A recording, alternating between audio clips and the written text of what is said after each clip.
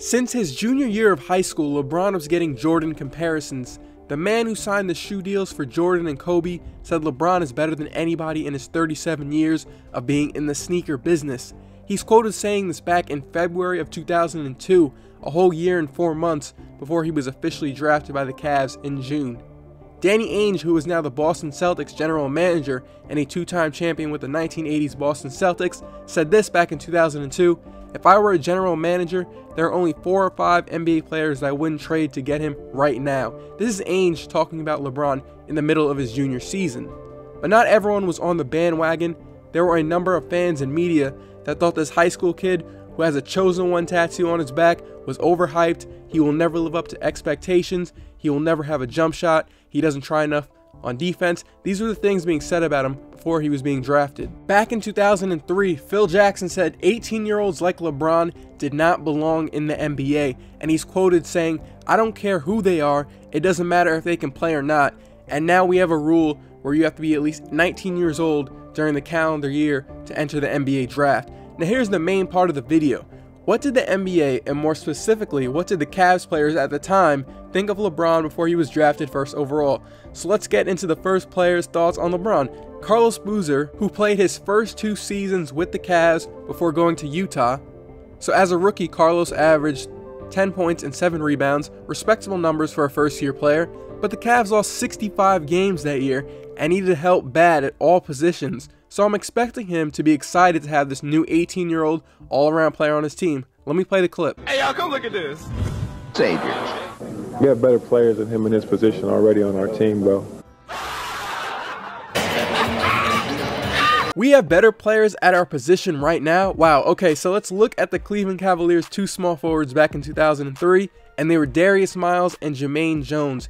Darius Miles, who is going to be in this video later, averaged 9 points per game with the Cavs, did not make a single 3-point shot in 67 total games, and shot 59% from the free throw line and flamed out of the NBA. The other small forward on the Cavs roster was Jermaine Jones, who also averaged 9 points per game. He could shoot threes okay, but he did not have a dribble drive game or passing ability like LeBron. He was basically your below average player off the bench. But to be fair to Carlos Boozer, he did say this after. His potential is probably, the sky's the limit for him, though. It's just weird to hear Boozer say that the Cavs have better players at his position, because LeBron scrimmaged with the Cavs back in May of 2002, and the Cavs had to pay a $150,000 fine for violating the rule that you cannot have contact with players before they are eligible in the draft. I really wish they had video of that scrimmage back then. So it was just weird hearing that. You know, they saw LeBron play in action. I understand that LeBron had to prove he was a legit star first, and these NBA guys aren't just gonna lay down and say this dude is better than them right out of high school. These are the best 450 or so basketball players in the world. They believe in their ability. But it gets even funnier with these next couple quotes. Next we got Smush Parker, who you might remember from his playing days with the Lakers and Kobe. He did play 1 season with the Cavs and averaged 6 points. Here's what he had to say about LeBron. And he would come in and make an immediate impact like a Caron Butler. What? Caron Butler? Okay, to be fair to Caron Butler, he did go to 2 All-Star games and had a decent rookie season, averaging 16 points per game. But I don't know if Smush knew what was coming. This is the same guy who couldn't get Kobe to talk to him because Kobe told him you need to get your accolades up. They're the same guy that Kobe said shouldn't have been in the league, and the only reason why the Lakers signed him was they needed someone cheap at the point guard. Now let's go into Darius Miles, who you might remember from being a super hyped up high school player who played on the Clippers, the Cavs, and a few other teams. Here's what he had to say. If he come, you know what I'm saying, he can just hop on our bandwagon. I'm out, man.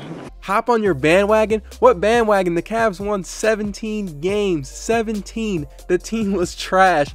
Everybody in the league was running through the Cavs.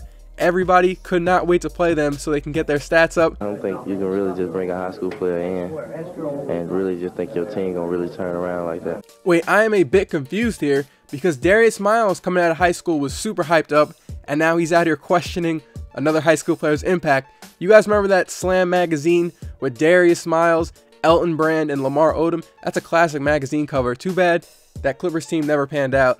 And one more thing on Darius Miles. He went bankrupt last November after making $60 million in the NBA, and one of the items he had to sell off was a signed LeBron jersey. It's funny how things turn out.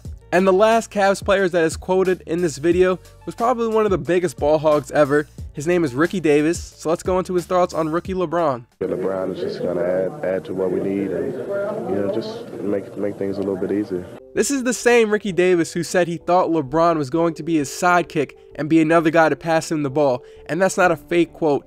Ricky Davis really said that. Shout out to him though. That video of him trying to get a triple-double is hilarious. LeBron has had this media hype and outside pressure since he was 16 years old and surpassed all those expectations and hype.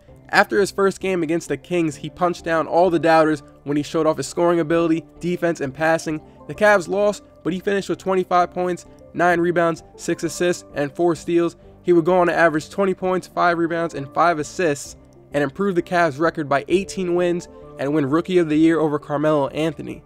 Now, I talked about some reactions and quotes from the Cavs players before the draft. Let's go through some reactions from players on the Kings after his first regular season game as a rookie. Kings guard Bobby Jackson said, "The best thing about him is how he distributes the ball. He does it extremely well." Vlade Divac, who was the center on the Kings that year, said, "It was the first I've seen of him, and I was real impressed. He's the real deal." Sean Elliott, who played for the Spurs in the 90s, was a commentator for that game, and he said his new favorite player to watch was LeBron. And head coach of the Kings at the time, Rick Adelman, said, "For the first game, you had to be impressed." Definitely a big change in language, going from what the Cavs players were saying to now lots of positive talk about his passing, a former player saying he's now his favorite player to watch, and coaches being impressed with his play overall. And 4 MVPs, 3 championships, and 3 finals MVPs later, he has proven himself over and over again. And that's it for me. The draft lottery is tonight, so I decided to talk about this. Shout out to the Pros Before Pros Instagram page that posted the clip first. That's where I saw it. Pretty cool. So if you made it this far to the video, leave a like. We're almost at 8,000 subscribers. So I'll see you guys in my next upload.